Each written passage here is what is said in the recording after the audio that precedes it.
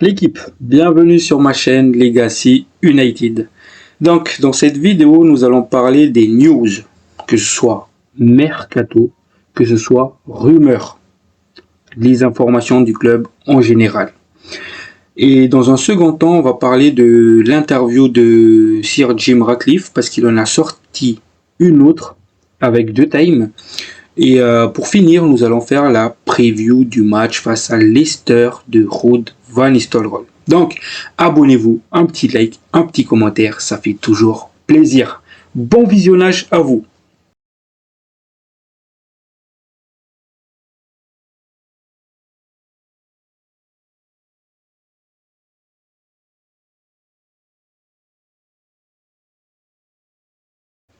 L'équipe, bonsoir à vous. J'espère que tout va bien pour vous. Pour ce qui est de ma part, je vais bien. Et comme je l'ai dit tout à l'heure, c'est l'heure de la preview du match face à Leicester de Ruud van Nistelrooy. Mais avant de commencer, j'ai sélectionné deux commentaires et je vais donner mon avis là-dessus. Donc, premier commentaire du jour que j'ai sélectionné, ça vient de Led Diarra.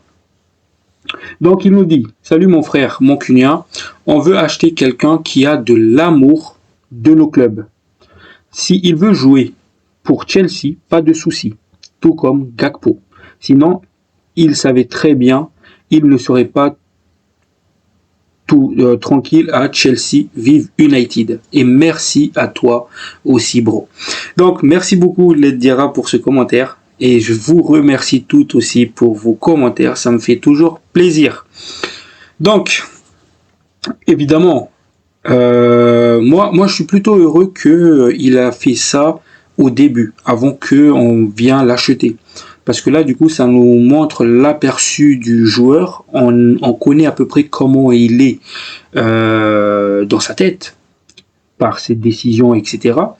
Là, donc, vous allez apprendre tout à l'heure dans mes news qu'il y a un autre facteur qui a fait qu'il a choisi Chelsea que Manchester United. Donc, c'est pas tout à fait logique, parce que je vais y revenir juste après. Mais, comme Gakpo à l'époque, même s'il ne choisit pas Manchester United, il choisit quelqu'un d'autre, c'est sans rancune, parce que on peut toujours aller chercher quelqu'un d'autre. Quelqu'un qui aime le club, qui aime Manchester United. Donc voilà, là au moins on sait que ces joueurs-là, Gakpo, Quenda, ils n'aiment pas vraiment Manchester United. Donc voilà, on a un aperçu. Parce que s'il aimait le club, il l'aurait attendu. On est tous d'accord avec cela. Donc voilà. Merci beaucoup.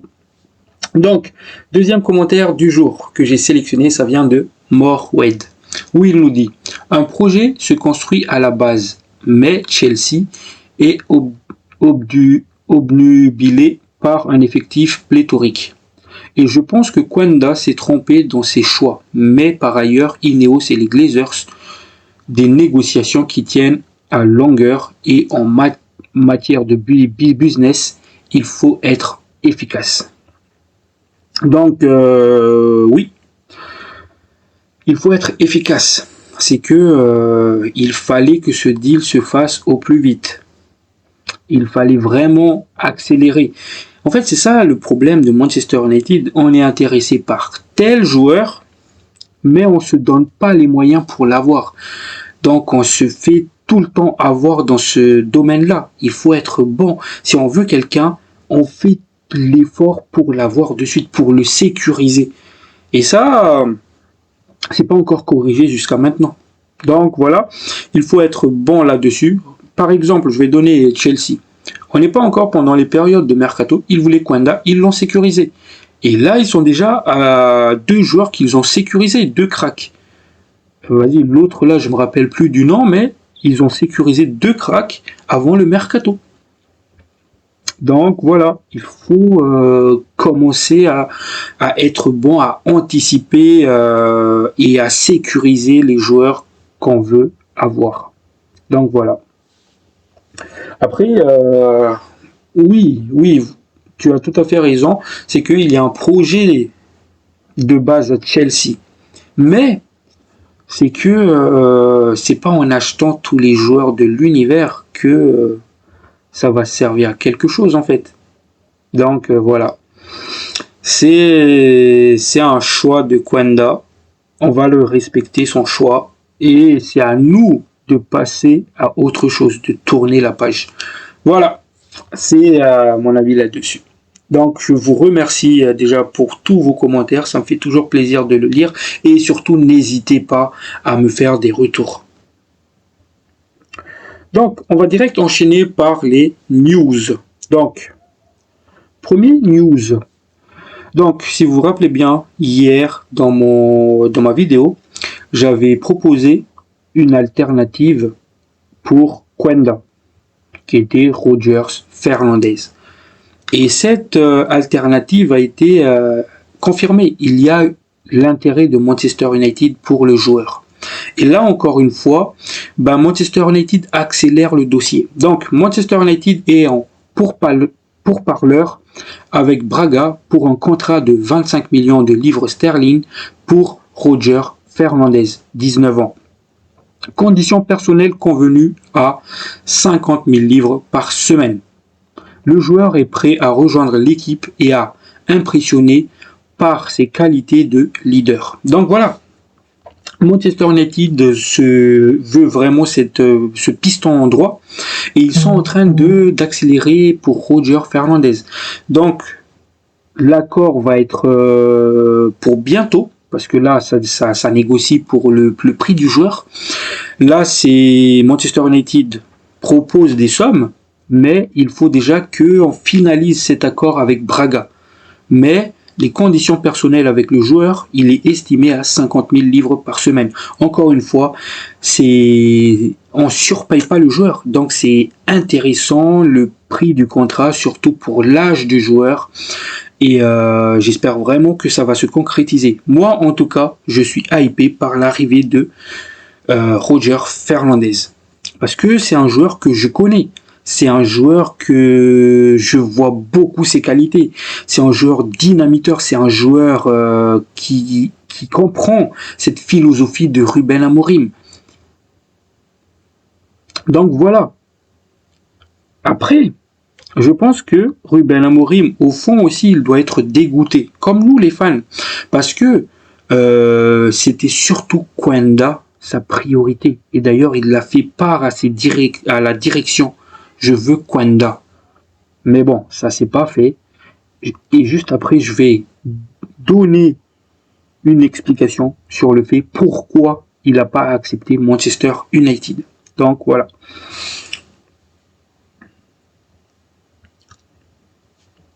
Justement, on va revenir sur Giovanni Kwanda. Donc, le joueur, il préfère être un ailier pur dans un système de Maresca, car il ne voulait plus jouer comme arrière latéral. Et c'est Fabrizio Romano qui le dit. C'est-à-dire que le joueur, il veut être un ailier pur. Mais voilà, encore une fois, tu as percé au haut niveau dans un système 3-4-3, un système où tu joues piston. Donc, il veut... parce qu'en fait, le truc, c'est que, oui, Giovanni Kwanda, il a joué en tant qu'ailier dans l'académie du Sporting. Sur ce coup-là, on est d'accord. Mais il faut mettre le mais, c'est que c'était dans ce rôle de piston droit que tu as percé en tant que joueur professionnel. Donc, pour moi, le choix, il n'est pas logique du tout.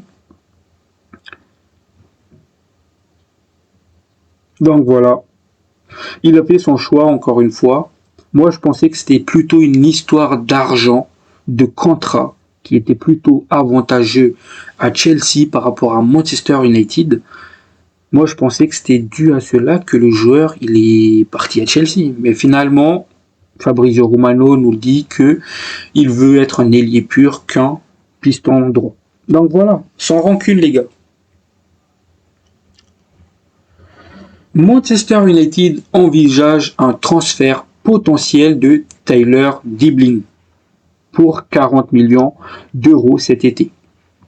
Il est mécontent et souhaite quitter Southampton. Bah oui, c'est encore une fois, là on parle d'un crack, Tyler Dibling. Et ce crack-là, il joue à Southampton, aux Saints. Et sachant la situation du club des Saints cette saison, dernier du championnat, je pense que le joueur ne veut pas se retrouver en championship. Donc voilà, et surtout que Manchester United est intéressé par le joueur. Maintenant, 40 millions d'euros pour le joueur, je trouve ça beaucoup trop cher. Parce que, encore une fois, c'est un joueur, c'est un jeune talent, mais il n'a pas beaucoup prouvé. Il n'a pas beaucoup prouvé. C'est pas un titulaire indiscutable au Saints. C'est un joueur de rotation. Donc, pour moi, c'est trop demander 40 millions d'euros pour le joueur. Maintenant, n'hésitez pas à me donner vos avis concernant cette somme-là dans les commentaires. Justement, je suis curieux de savoir vos avis là-dessus. Donc, sur ce, on passe à la suite. Manchester United est le dernier club prêt à tenter un transfert pour Nico Williams cet été. United va probablement vendre Rashford et Anthony cet été et il y a même des points d'interrogation concernant Garnacho. Oui, avec l'excellent prêt de Anthony et de Rashford, moi je pense que Rashford, Aston Villa va péter l'option d'achat. Donc c'est déjà potentiellement un joueur de Aston Villa.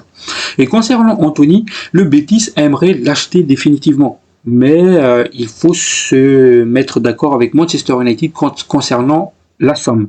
Maintenant, pour Anthony, il n'y a pas que Real Betis qui veut le joueur. Le joueur, il est en train de réaliser un prix XXL et c'est pas les prétendants qui manquent maintenant.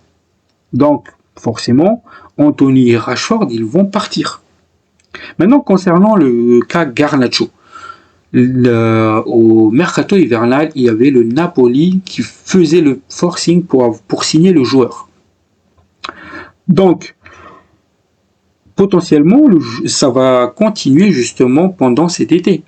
Est-ce que Garnacho va rester? Est-ce que Garnacho va partir? Donc, pour ma part, d'ailleurs, Nico Williams était dans mon mercato de rêve. Je pense vraiment que Nico Williams va signer à Manchester United cet été. Parce que la somme du joueur, c'est une clause libératoire à 58 millions. Donc je pense vraiment que ce joueur va signer à Manchester United.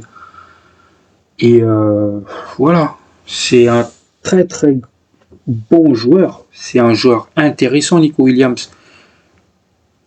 Donc voilà, j'espère vraiment que ça va se faire, les gars. Et maintenant, on va parler du tocard de service.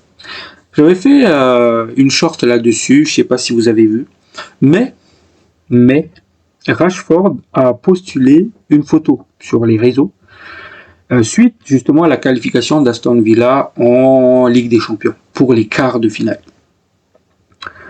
Et justement, ce tocard de service, Jadon Sancho, a commenté où il dit « J'aimerais te rejoindre à Aston Villa ». Évidemment, il met un smiley mort de rire, mais on s'en fout. Aston Villa, juste derrière, répond « Niet, no ». D'ailleurs, j'adore la réponse d'Aston Villa. Où est-ce que je veux en venir? Sancho,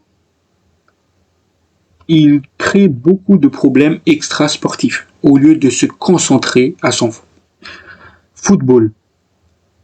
Il respecte personne, que ce soit les fans, que ce soit le club, que ce soit Manchester United, que ce soit Chelsea. Et donc, déjà de base, par rapport à ses performances, Chelsea voulait ne pas activer cette option d'achat, quitte à justement prendre une pénalité qui est estimée entre 10 millions de livres et 15 millions de livres.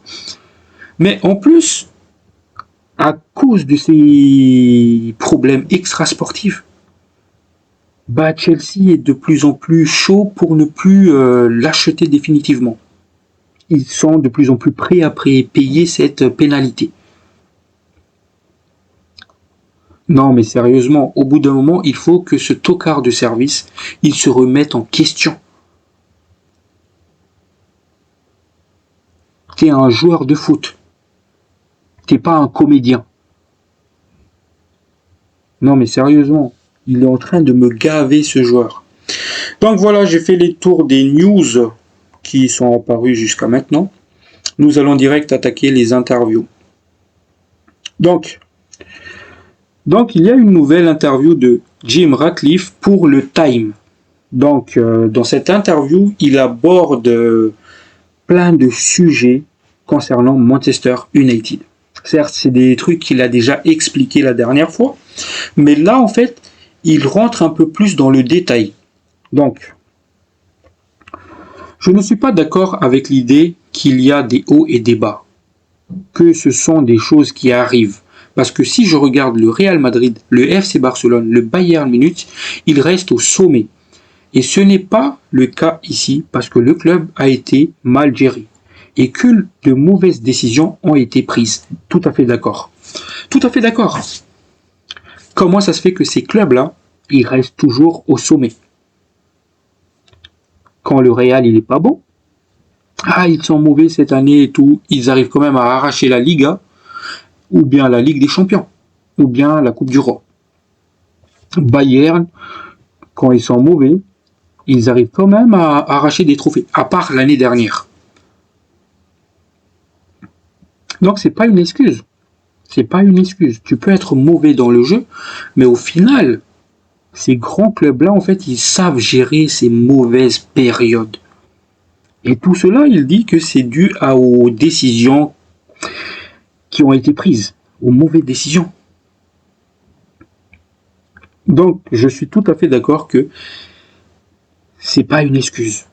Et j'ai beaucoup aimé cette réponse. Donc, il continue. Les Glazers sont très bons sur le plan commercial. Bien évidemment, ils sont là pour l'argent, donc ils sont forcément bons dedans. Les gens qui me conseillent disent que les supporters ne veulent pas l'entendre. Je dois donc être prudent. On me critique beaucoup si je soutiens les Glazers. Mais le fait est que ce sont les gens honnêtes. C'est-à-dire que les Glazers sont des gens honnêtes. Sur ce coup-là, je suis pas d'accord avec toi, Sir Jim Ratcliffe. C'est pas des gens honnêtes. La preuve, on est la dette de Manchester United. C'est à cause d'eux qu'on en est là. Et même sur la précédente interview que tu avais fait, tu avais souligné le fait que des mauvaises décisions ont été prises. Ils ont placé des joueurs qui ne devaient pas être là. Ils ont dépensé beaucoup d'argent pendant que la période était en crise. C'est-à-dire qu'on dépensait plus par rapport à ce qu'on gagnait. Donc, est-ce que c'est des gens honnêtes? Je ne crois pas.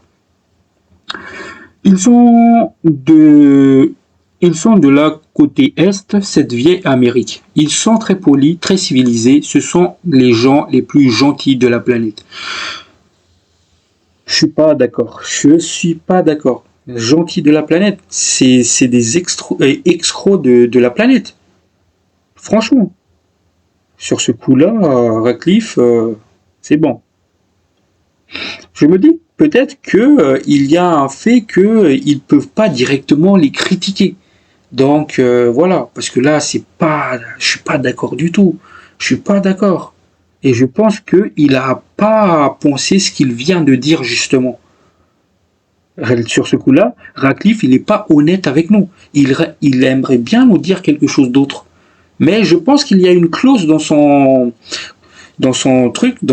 contrat quand il a acheté les parts qui stipule qu'il n'a pas le droit de critiquer les Glazers. Je pense. Parce que là, c'est pas possible de dire ça, quoi.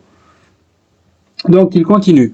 Nous avons une relation très professionnelle avec la famille Glazers. Ils sont vraiment honnêtes, directs. Ce n'est pas ce à quoi vous vous attendez. Quand vous lisez les articles sur eux dans la presse, et ils sont tous les deux, Avram, c'est-à-dire Avram et Joel, passionnés par Manchester United. Pour être honnêtes, ils auraient pu nous rendre la vie difficile. Après notre bourde avec Dan Ashworth et Eric Ten Hag, mais ils ne l'ont pas fait. En même temps, c'était censé être Ineos aussi qui gérait l'aspect sportif du club. Donc, je comprends pas pourquoi Avram ou Joel va se mêler de cela. Sachant que, certes, Ineos a commis eu 2 erreurs sur ce cas-là, mais la famille Glazers, ils en ont commis beaucoup avant cela, hein. Notamment placer un banquier, quoi, mettre des gens qui n'ont pas de compétences sur un poste clé. Je suis désolé, ils ont fait pire que ça. Ils n'ont pas le droit de critiquer justement Ineos par rapport à cela. C'est nous les fans qui ont ce droit-là, parce qu'on a subi ça pendant plusieurs années, que ce soit avec Glazers ou avec Ineos. Mais à aucun moment les Glazers, ils peuvent reprocher quoi que ce soit à Ineos. Là, c'est l'hôpital qui se fout de la charité dans ce cas-là. Donc voilà, c'est mon avis là-dessus les gars. Encore une fois. Donc, je n'aurais pas toléré, c'est-à-dire Woodward ou Richard Arnold. Richard était un homme de rugby. Il ne comprenait même pas le football. Ed n'avait pas les qualités nécessaires pour diriger le club. C'était un banquier d'affaires, un comptable. Ce n'était pas un directeur général. C'était ça ce qu'on demandait depuis longtemps. Pourquoi un banquier et un homme de rugby sont à la tête du club? Il ne devait pas être là. Et justement, Ineos le dit, il ne peut pas tolérer ce genre de choses. C'est pour ça d'ailleurs qu'il l'a dégagé. Mais rappelez-vous, quand ils l'ont dégagé, encore une fois, ils ont dit que c'était accord mutuel. Et quelques mois, 6 mois plus tard, c'est là qu'il nous dit la vérité. Et d'ailleurs, c'est pour ça que je tenais à refaire cette deuxième interview justement dans ma vidéo, parce que il y a ce détail-là qui est ressorti. Et justement, j'attendais de l'explication par rapport à cela. Et là, il nous le donne. Donc voilà. Il y a eu 2 directions à Manchester United au cours des 12 dernières années, qui ont fait du mauvais travail parce que les propriétaires n'étaient pas comme, disons, Steve Parish, c'est-à-dire le propriétaire de Crystal Palace, et Daniel Levy, celui de Tottenham. Ces deux-là savent ce qui se passe. Ils sont là tous les jours et les dirigeants de leur club sont surveillés de près. Ils ont pris beaucoup de mauvaises décisions en 12 ans, des choses stupides. Là, on parle toujours de Richard Arnold et Ed Woodward. On parle toujours de ces deux Gugus. Donc voilà, au bout d'un moment, il fallait le changer. Donc voilà, je suis tout à fait d'accord. Donc voilà, je voulais revenir sur ces points-là dans l'interview de Ineos parce que je trouvais cette partie-là très très intéressant et je voulais justement le partager avec vous pour savoir un peu vos avis là-dessus. Donc voilà. Et maintenant, Ruben Amorim sur la possibilité que Mason Mount soit sur le banc contre Leicester. S'il est en forme, je vais le prendre. Juste 5 minutes de Mason Mount, c'est parfait. Oui, parce que Mason Mount, il vient de blessure et que Ruben Amorim veut bien gérer le cas Mount parce que c'est un joueur sur lequel il compte vraiment beaucoup. Donc voilà, pour lui, il faut pas qu'il se reblesse. Donc 5 minutes, c'est assez. Donc Mason Mount va être sur le banc face à Leicester. C'est une bonne nouvelle, c'est un très très bon retour. Maintenant, la question c'est pour combien de temps ? Pour combien de temps? J'espère vraiment qu'il va être fit jusqu'à la fin de la saison. Parce qu'on en a besoin. Avec tous les blessures, avec Amad Diallo qui est pas là et tout. J'espère vraiment que Mount va être fit jusqu'à la fin de la saison. Parce que c'est un joueur très très fort techniquement. Dans ses déplacements, dans ses appels de balles, dans ses placements. C'est un joueur très très intéressant. Et c'est un joueur qui pourrait nous apporter beaucoup s'il est fit jusqu'à la fin de la saison. Voilà, c'est mon avis là-dessus et je voulais revenir là-dessus aussi. Donc l'équipe, j'ai fait le tour de tout ce qui est news, tout ce qui est mercato. On va parler de ce match face à Leicester. Donc il faut savoir une chose. C'est un match entre deux équipes malades, mais ces derniers temps, quand même, Manchester United a l'avantage. Parce qu'on commence à enchaîner des performances plutôt pas mal. Enfin, dans l'intensité, dans le physique. Je parle là du match face à Ipswich. Déjà en deuxième mi-temps, on s'est réveillé, on a montré beaucoup de courage. Arsenal, Real Sociedad. Et j'espère en fait que ce match face à Leicester, ça va être la continuité. Parce qu'en fait, je vois maintenant quelque chose à Manchester. Je pense que les joueurs commencent à comprendre le jeu. Ils commencent à appréhender ce style de jeu de Ruben Amorim. Ils commencent à mettre en valeur ce qu'ils apprennent sur l'entraînement. Et notamment, Ruben Amorim, il corrige tous les problèmes de Manchester United. On avait un problème sur les coups de pied défensifs, coups de pied arrêtés défensifs. Maintenant, on encaisse moins de buts, voire même pas du tout dans les derniers matchs dans ce domaine-là. On était mauvais pour tirer les coups francs, les corners. Ces derniers temps, on commence à marquer des corners, on commence à marquer des coups francs. Donc, ça se voit que ça a été travaillé. On était mauvais dans l'intensité, dans les duels, dans l'intelligence de jeu. Et maintenant, dans les derniers matchs, on commence justement à corriger tous ces détails. Donc voilà, je me dis que les joueurs commencent à comprendre, les joueurs, ils s'adaptent au style de jeu. Et maintenant, je pense que le match face à Leicester, ça va être la continuité. Voilà. Si là, on confirme ce qu'on a vu dans les derniers matchs, c'est-à-dire que ça y est, la saison commence côté Manchester United. Commence enfin. On va enfin avoir du beau jeu. On va même aller chercher cette Ligue Europa, si on arrive à confirmer ces détails-là. Donc, comme je l'ai dit, c'est deux équipes malades, certes, avec un Manchester United qui va mieux ces derniers temps, mais un Leicester qui est 19e au classement avec 17 points et un Manchester United 15e avec 34 points, qui est égalité du coup avec Tottenham 13e, Everton 14e et West Ham 16e. Donc voilà. Et maintenant, si on revient sur les derniers matchs de Leicester, c'était ultra mauvais. Donc on va revenir sur les 4 derniers matchs de Leicester. Leicester face à Arsenal à domicile. Ils ont perdu 2-0. À domicile, toujours face à Brentford, ils ont perdu 4-0. À l'extérieur, face à West Ham, ils ont perdu 2-0. Et à l'extérieur, face à Chelsea, ils ont perdu 1-0. Donc c'est vraiment très très faible. Voilà, ils sont vraiment dans le dur, ils sont vraiment dans le mal. Donc il faut surtout pas les sous-estimer malgré tout. Il faut y aller, il faut faire quelque chose, il faut montrer cette envie, il faut montrer tout ce qu'on a vu dans ces derniers matchs, il faut être juste techniquement et il faut être tueur devant. C'est surtout ça. Il faut que nos attaquants commencent à marquer des buts. Et surtout aussi, je vais revenir sur Garnacho. Il faut qu'il continue ce qu'il est en train de faire depuis ces 2 derniers matchs. C'est-à-dire jouer simple. Il est meilleur dans ça. Il faut qu'il percute pour libérer l'aile, justement pour que le piston puisse dédoubler et qu'il puisse servir. Voilà, il faut aussi qu'il centre en première intention, il faut qu'il soit méchant dans le jeu, exactement comme face à la Real Sociedad. S'il joue comme ça, on va avoir ce ailier qui est ultra dangereux. Donc voilà, encore une fois, il faut de la justesse dans le jeu et il faut qu'on arrive à accélérer le jeu, à emballer le match pour que ça soit à notre avantage. Voilà, c'est tout ce que j'avais à dire sur ce match-là. Donc, composition que Ruben Amorim va probablement aligner. C'est celle-là.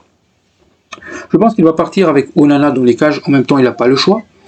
De Ligt, Maguire et Even en défense centrale. Bah oui, parce que avec le match que Even a fait en Europa League, je pense qu'il faut le lancer. Il faut qu'il continue. Et surtout que Yoro, je pense qu'il n'est pas encore là. Donc, il faut continuer avec Even. Donc, piston droit, Mazraoui. Donc, je continuerai avec le double pivot Casemiro-Fernandez, parce que Casemiro, ces derniers temps, il est plutôt bon, donc il faut qu'il enchaîne. Et Diogo Dalot, piston gauche. Donc, il n'y a pas d'Orgo encore. C'est la dernière match où il est suspendu. Au prochain, il sera présent. Et après, Garnacho toujours à droite, où c'est le côté où il est plus dangereux. Donc voilà. Olund et Zirkzee. Voilà l'équipe que je vois bien que Ruben Amorim va aligner. Donc si ça vous a plu, n'hésitez pas à vous abonner, à liker, à commenter, ça fait toujours plaisir. Ciao ciao la famille. Prenez soin de vous.